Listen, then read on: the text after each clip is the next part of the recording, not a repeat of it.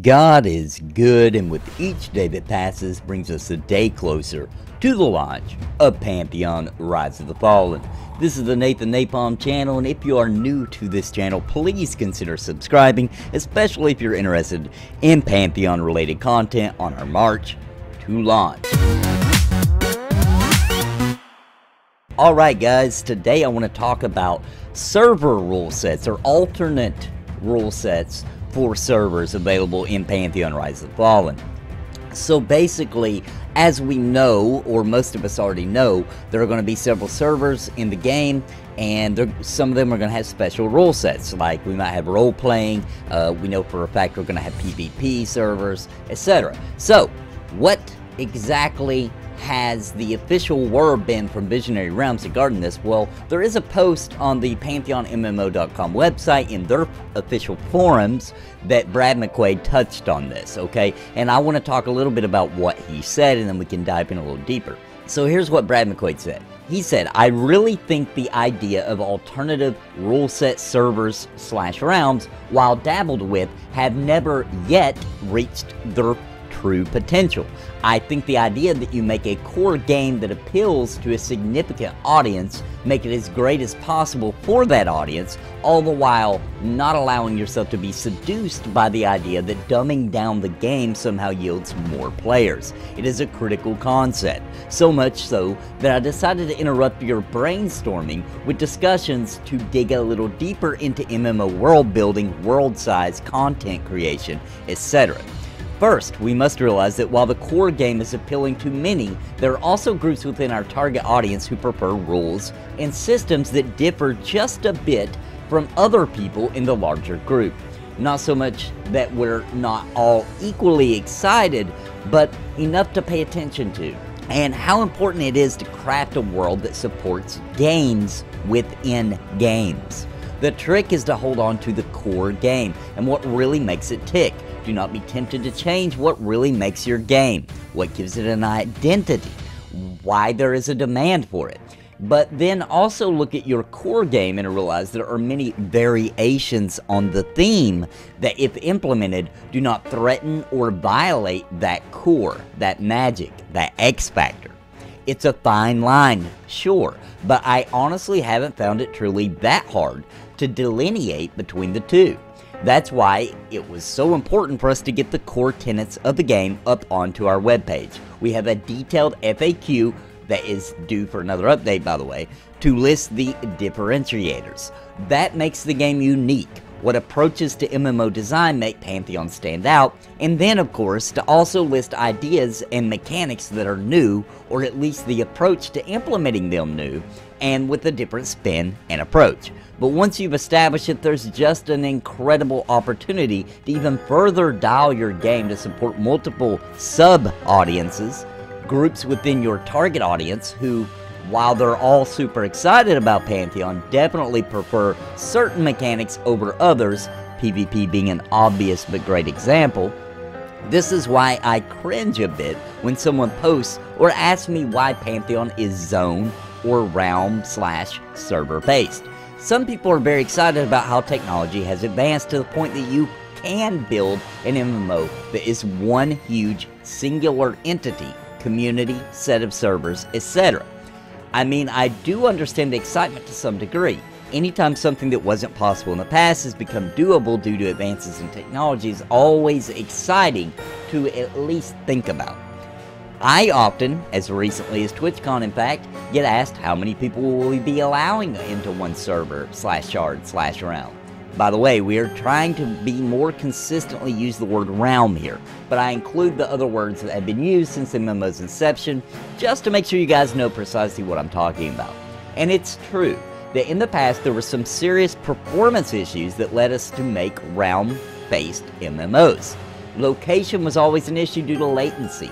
Servers, realms, shards had to be set up around the world so everyone could hopefully play without having to deal with lag or ping times between them. Perhaps they are in Australia, and the machines themselves, perhaps they are in San Diego. Now everyone is on the cloud.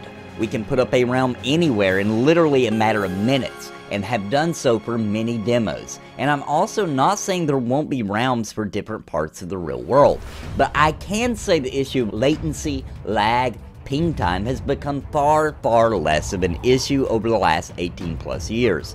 Now, mainly it comes down to when people can play, and people, for example, in Europe wanting to make sure that when they log in, there are others to play with, that the majority are not on the west coast of the USA.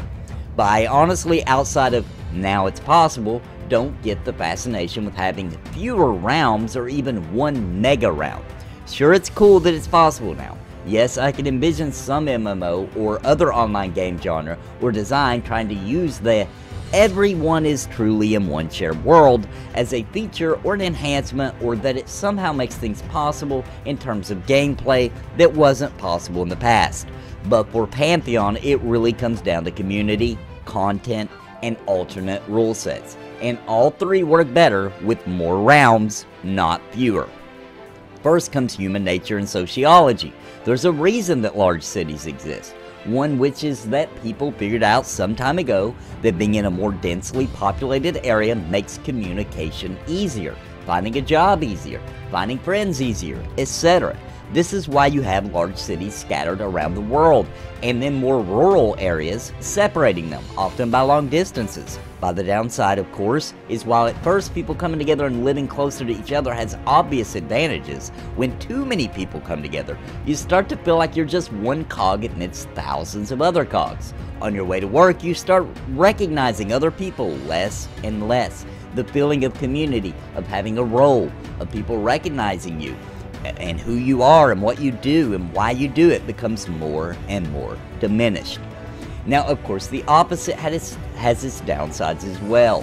While there are many people who prefer to live in very rural areas and seek to escape the hustle and bustle of densely populated areas, who value being anonymous, all of this seems to work much better in real life than in a virtual world. In an MMO, if people are too spread out, you again run into issues and the community suffers again. Bottom line, both overpopulation and underpopulation are bad. In real life, you can to some degree choose where you live and how densely or sparse you want things to be. But in an MMO, it's much harder to overcome these downsides, especially with a game like Pantheon, which is all about making real friends, being involved in a real community, being recognized, seeing the same people as you adventure around the world, etc. So yes, we do have the tech now to make one mega realm. But just doing so because you can, and ignoring how it affects the social glue that is Pantheon's foundation, is simply not good game design. After community comes content. Another technology you hear talked about frequently is that of procedurally generated content, basically using an algorithm to create the vast amounts of content an MMO requires.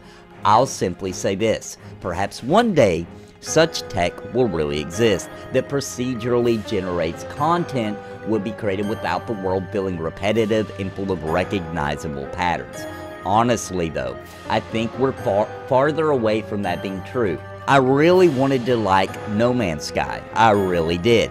So when we think about ideal realm populations, it comes down to, is the world the right size? Not too small, not too big, such that the kind of community we want to create develops. Looking at when realm population peaks and then at times when fewer players are on. Have we created a virtual world that feels more like a village and less like a metropolis?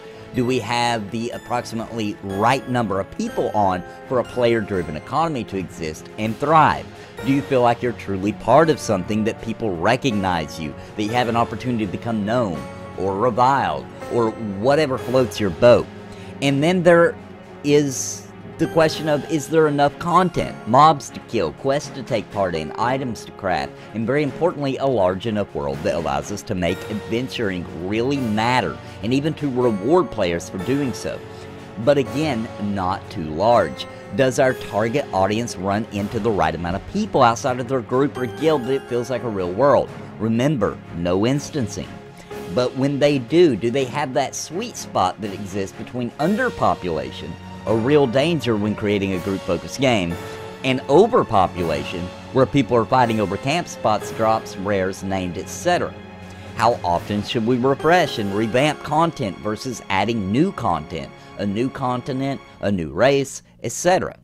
Once that is figured out, and believe me, there's no way other than to have enough world builders and designers sufficiently good tools so they can be productive, etc. This is why we at Visionary Realms build in blocks, putting together a zone first, then a group of related zones, say a starting city, a newbie zone for that city, then an intermediate zone, dungeons to augment that region, and then continents, which are really multiple groups of related zones. Making sure that travel means something, that it's fun, but that people aren't divided by such large distances that community and grouping are harmed.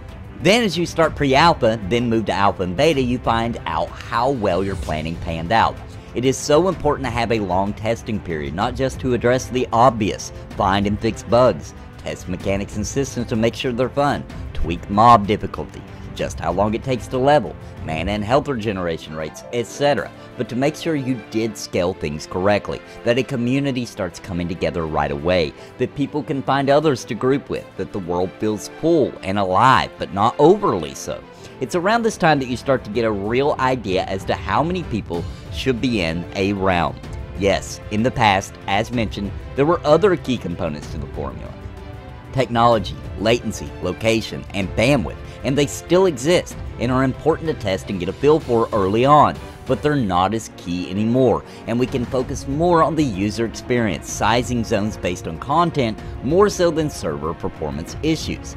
Then there comes later phases of beta, where you can invite many more people into the game and really push the limits. And then of course, release. How popular is the game at launch? How quickly is it growing? Based on metrics gathered in beta, how many rounds should be available at commercial release? I would rather have more rounds than less. I would rather have smaller worlds at launch. I would rather err on the side of there are too many people to ensure a community forms than that finding groups is not a problem. If this means releasing expansions more often, revamping zones more frequently, etc., then so be it. Not to mention one of our important goals of making sure that high-level players naturally run across mid and lower-level players. That dynamic and how it can inspire new players, encourage vertical interdependence, etc. is really important to us. We've had enough of MMO worlds where all of the high-level players are in one region, all the newbies in another region, and then vast, empty areas full of amazing content and ghost cities and dungeons between these regions. Which then leads us to alternate rule set rounds. Forgive the long path I took, but I wanted to present the bigger picture and how alternate rule set rounds, while very important, are only one piece of a more complicated puzzle. The more rounds we have at launch and then continue to deploy as the game becomes more popular and the number of players grows, then the more variance we can have. I'm sure you see the obvious pattern here. The more people we try to cram into a round, the worse. Bragging about world size or creating a truly seamless world or using CPU and memory to create virtual mega cities is all at odds with our objectives. I haven't even talked about zones versus a seamless world yet, and how being able to expand an area that needs expanding by simply inserting additional zones is critical to having sufficient content, and content where you need it, and need it. Is it less immersive? To some, sure. And I understand the argument, well, remember that one of our chief goals was to make it zoneless. But the negatives outweigh the positives in such a big way. Having to work with an outdoor world whose size is determined prior to all the metrics and information gathered even into late beta is extremely challenging and arguably dangerous. Playing with fire, so to speak. How do you resize an area dynamically like you can do with zones, if the outside world has already, probably some time ago, been stitched together into a seamless grid of chunks? Anyway, that's a quick look into building handcrafted MMO virtual worlds, determining their size, their population, making sure we have the content we need as well as the community we want to foster and help grow, and why more smaller realms allow so much better control over determining these key points, and then why this approach will also allow us more fully realize the amazing freedom that having alternate rule sets, and hopefully a lot of them, gives us. I thought it was worth sharing this level of detail with you all, not only to provide a glimpse of what goes into building Terminus, but also how it all fits together and should allow us to launch a game with a more compelling world.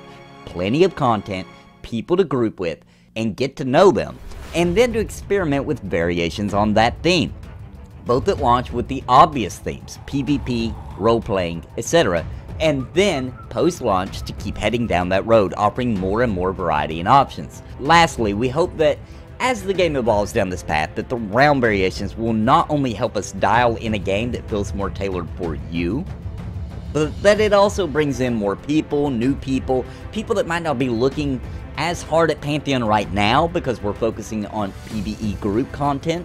The goal is that after launch we offer both more variants as well as more horizontal advancement paths. Do a search term there if you're not familiar with what I'm referring to, as I posted about it and how important it is to the game's long-term future. Okay, enough rabbit holes to jump through, but I did want to take the opportunity to give you guys more insight into the planning it takes to build an MMO like this, why we actually want more rounds, not less, and why we don't jump on the my world supports this many thousand of players all at once, how many does yours bandwagon. All of this should create tremendous opportunities at launch and after launch. The sheer length of this thread is exciting and validating. You guys are not only coming up with some great ideas, discussions, but also making it loud and clear that you too see the incredible potential here, from community to content to variations on the theme. Brad Aradune McQuaid.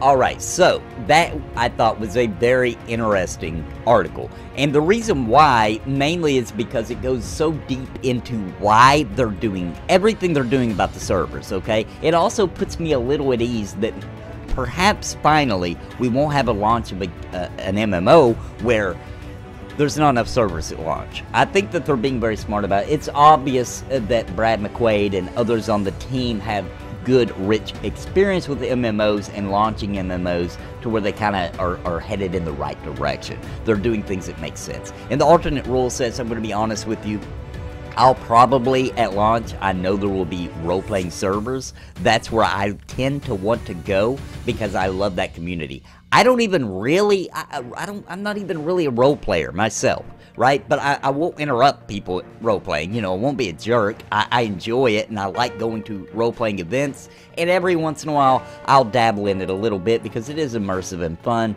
but I'm definitely not some amazing role player like some of these people almost could like write a book the way that they role play. I'm not that good, okay, but I do like role playing communities. I always felt like the role playing servers had the best communities. And let me give you an example. I'm not going to name the name of the game because I don't like talking trash about other games, but there's a certain game known for its toxicity, okay? I think you pretty much know which game I'm talking about. If you go to that game and you pick a role playing server, there's a couple of things you might find. Number one, you might find some people erotic role-playing, and that's not what I'm talking about in this, but unfortunately, that kind of comes with the territory. However, you will also find plenty of people just hanging out, telling stories, talking about the lore of the game as if they're there and in it, and just, you go to a tavern, and there's people just sitting around, talking like they're in the world. You got people role-playing that they're bar wenches, and it's just cool, man. It's so immersive. It's like it's almost like you have these very advanced NPCs running around. So it really is, though. I love role-playing servers, so I'll probably go with that. Now, as time goes on, though, and they start releasing things like hardcore servers, right? Or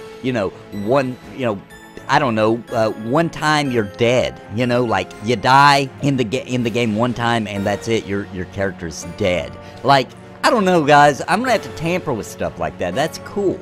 I like the idea, and it will make things so crazy. And then, you know, I'll definitely make a character on the PvP server as well, just because that'll be fun too. And then as there's so many things they could do with PvP, right? They could just do all-out PvP. They could do faction PvP, you know, like the humans and the elves and dwarves versus the Scar and the Dark Mirror and the Ogres, etc. You know, they can do such cool stuff with the PvP, not just a PvP server, but, you know, they can really make it cool. They can make so many rule sets, they can make the game just feel totally different, they can make people behave different by doing different rule sets, and it's really cool that they're seeing that.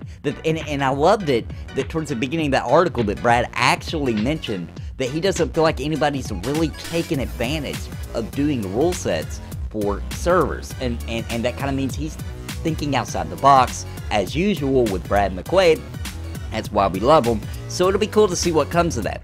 So let me know in the comments down below, what are you looking for? What alternate rule sets do you want in Pantheon Rise of the Fallen? What are you hoping to see? And let me know why you want that, and if you have any experience with the server set like that in another MMO, etc. I hope you guys enjoyed today's video.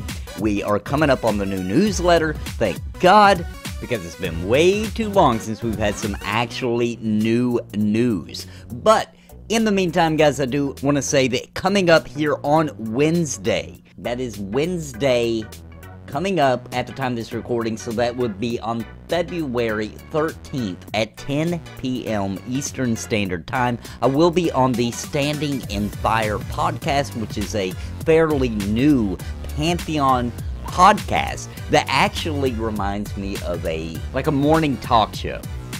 You know, it's funny, it's a little outrageous, a little edgy, and it's meant to entertain you.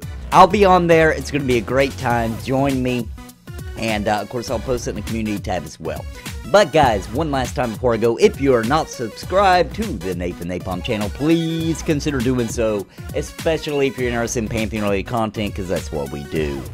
And until next time, guys, God bless and happy gaming. But please just subscribe. I can't even describe being part of my tribe. I'll even offer you a prize, but just please just subscribe and hit the bell notification too.